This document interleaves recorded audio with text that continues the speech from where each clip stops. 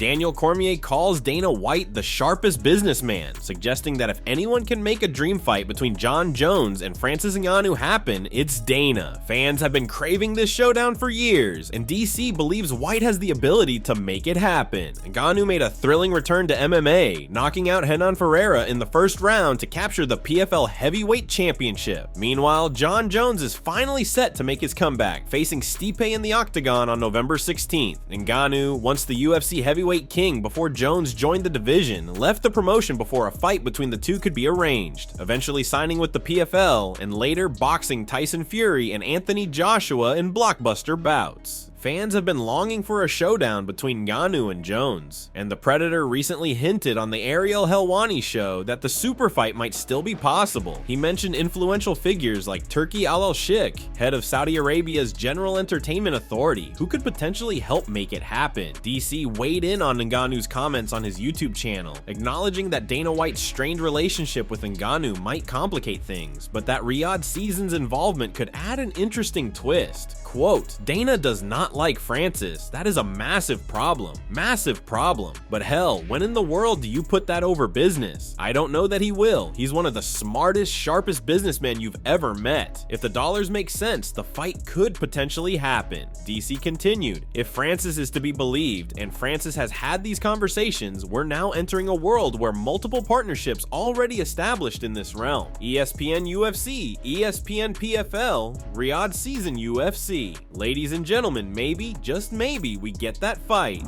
A couple of days ago, Islam Makhachev's coach, Javier Mendez, responded to Ilia Topuria's remarks about claiming he'd submit Islam. Quote, "If Ilia can submit anybody, then he has to go to Dagestan Abdulmanap MMA school and submit everybody, then we can talk. That would be an area you'd be foolish to want to try to go up against. That's not a smart move, you know? And it's like, if Ilia decided to go submission for submission with Islam, that's not a smart move on his part. So it's all strategy and how you approach it, how your fighter approaches it, and what mistakes you can correct while the fight is going on. There has been a lot of tension between Dagestani and Georgian MMA fighters recently. It all started with Merab Dvalishvili saying Dagestan is not a part of Russia, then Islam Makhachev responding and calling Merab a provoker and an instigator. Then UFC middleweight Shara Magomedov took it too far, touching the subject of Russia's invasion of Georgia back in 2008. So it's fair to say that tension has been growing between Dagestanis and the Georgians. When Javier Mendez made his recent comments, especially when he said, "Come to Dagestan," the featherweight champ Topuria was chilling in his home country, Georgia, specifically in his village, which is located in the Same-Grelo region of Georgia. The Same-Grelo region is not too far from Dagestan, as Georgia and Dagestan are neighboring regions sharing a border. Earlier today, a Georgian sports media outlet called Tbilisi Battle Promotions reported that the undefeated champion visited Dagestan to have a conversation with Islam Makhachev and his team. Georgia is known for its fearless spirit. The people there have earned a reputation for bravery and resilience. And if anyone would dare to confront the Dagestanis in their home, it would be Georgians. Further details are unknown. However, we do know that Ilia and Islam held a conversation near borders of Georgia-Dagestan. How do you think a potential fight between the two would go? Leave your comments below.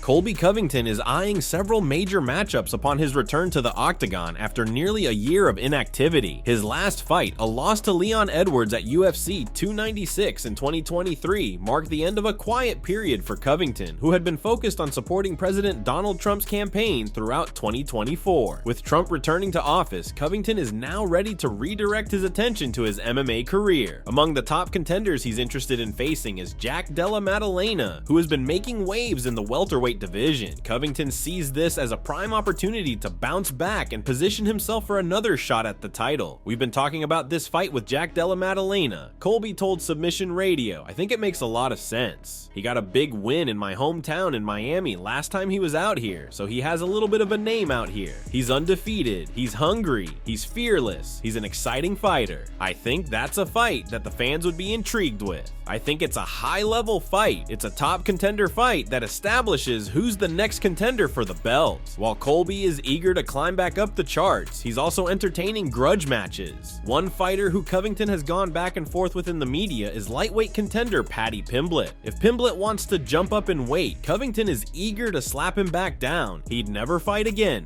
Colby said it'd be the last fight that he'd ever have in the octagon. I would beat him silly from pillar to post. I'd beat him so bad it'd be one of the worst beatings in UFC history. I don't think the Athletic Commission would be able to sanction a fight for him ever again after the damage I would do to Paddy Pimblett. The guy's an absolute joke, and it's just hilarious because last time I saw him on Fight Week, he's walking down, literally walked by me like 3 times. Every time he puts his head straight down, doesn't make any eye contact, but now he wants to talk a big game. So Paddy, if you're really about that life, come see me. Come see the King of Miami. Colby still believes he can challenge for the UFC title in the long run. While his recent fight against Leon Edwards didn't leave much of an impression, his past battles with Kamaru Usman, both of which were exciting and competitive, keep him motivated. Covington's drive to prove himself against the top fighters in the division remains strong, and he's determined to get back to title contention. He is eyeing a showdown with undefeated welterweight Shavkat Rakhmonov, who is now looking for a new opponent after UFC champion Belal Muhammad was forced to withdraw from their scheduled UFC 310 main event due to a toe infection. If Rakhmonov secures a new opponent for the December 7th event, Covington has made it clear that he's eager to face him next, regardless of the outcome of Rakhmonov's fight. I think I can walk him down and pressure him, and he's not going to like my pressure, Covington said of the Rakhmonov matchup. He doesn't do very well with southpaws. We saw how he did with the busboy, Jeff Neal. That was a very competitive fight. He hasn't really fought a top contender yet. He's fought some gatekeepers in the division, some guys right on the cusp of the top 10, but he's never fought a champion like me, and a guy who's just gonna come at him for 5 straight rounds and just walk him down.